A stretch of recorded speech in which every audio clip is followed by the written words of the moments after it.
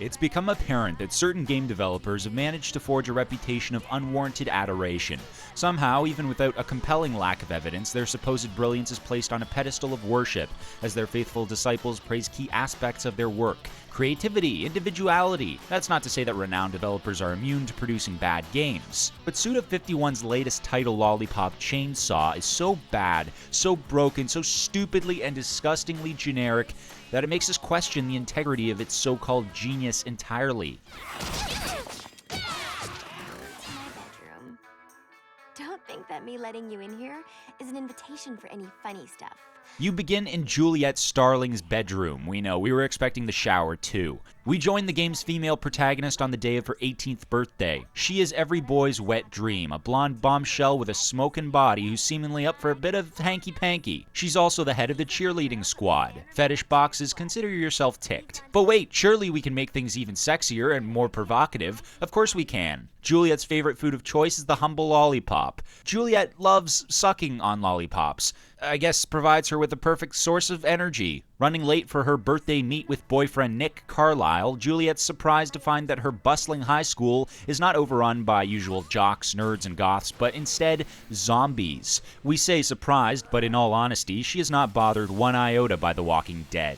You see, Juliet comes from a family of zombie hunters, so her idea of a good time isn't snuggling in front of the TV in her PJs with a tub of Ben & Jerry's. No, Juliet's at her happiest when she's ripping up zombies with her glitzy pink chainsaw. The onus is subsequently placed on Juliet to slice, dice, and pom-pom bash her way to her boyfriend and discover what the dick is going on. Yes, what the dick is one of the many inventive and truly special phrases of Lollipop Chainsaw. You can expect more rib ticklers and raspers like that throughout. Chainsaw's vapid visuals and archaic, abysmal gameplay are immediately in sight. Each level follows the same layout. You make your way down a linear path whilst being continually peppered with dull minigames, quick-time events, boring boss battles, and wholly unsatisfying combat throughout. The combat system is simple, but repetitive. The 4 face buttons perform low and high chainsaw attacks. Pom-pom bashes used to make zombies groggy, which in turn makes them easier to capacitate, and a dodge mechanic.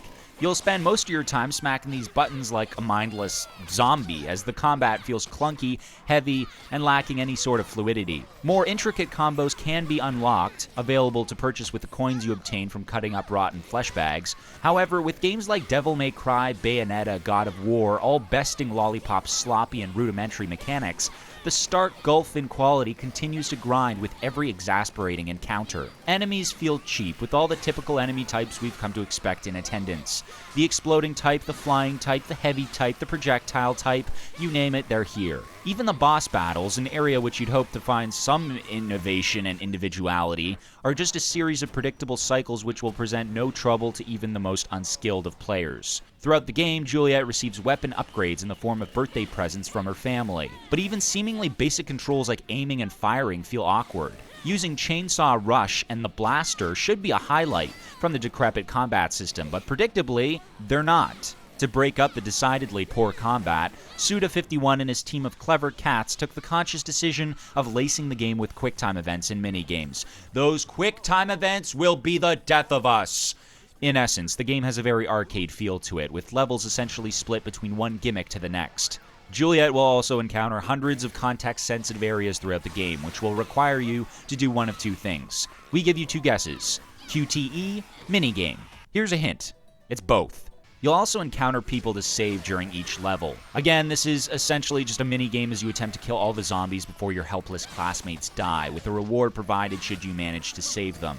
If you fail to rescue them, they'll transform into more powerful zombies, which just means they take more hits to take out. Even though the game's powered by Epic's trusty Unreal 3 graphics engine, Lollipop Chainsaw manages to sink to all new lows in regards to texture pop-in, bland environmental details, persistent screen tear during cutscenes, and our personal favorite, intermittent, unexplainable load times. We recorded 8, count them, 8 breaks for load times in one typically dull and derisory level. and when you end up staring at the same ugly and technically basic looking game after each one, you do begin to wonder, what the hell does this game need to load? The game's use of checkpoints is also questionable. Sometimes you'll start off where you expect, whilst others, particularly on stage 1 if you fail to complete your first place Nick's head on a zombie minigame, the game has the audacity to make you start the whole level from the beginning, cutscenes and all. The overall presentation feels lazy in its design and cheap in its execution. What makes things even more baffling is that the game menus are actually rather pleasing to the eye,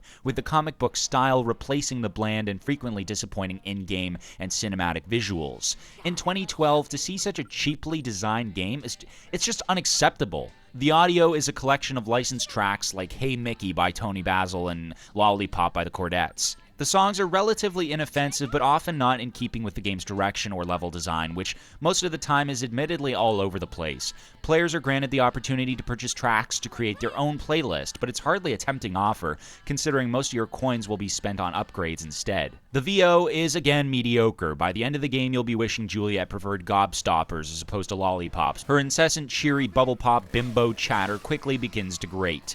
So yeah, there is a strong focus on sex and mature themes here. That's the whole point of the game, but perverts and loners will fail to find any masturbatory moments worth their time. Only a drunk 12-year-old pubescent teen with an IQ of 20 would find any of the scenes in Lollipop Chainsaw arousing. And even then, you'd have to find an affection for polygon women, too. Make that shoddily rendered polygon women.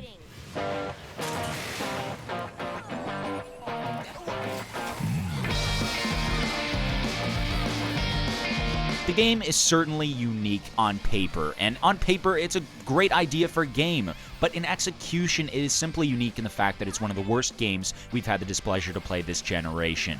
Horrible visuals, a boring story, and monotonous gameplay will make the game's arduous 4-hour campaign a slog of misery and pain. But you know what hurts the most? The fact that you can't even get a proper look of Juliet's skirt. You should not be concerned with ripping off zombie heads. You should be concerned of how you have been ripped off if you bought this game.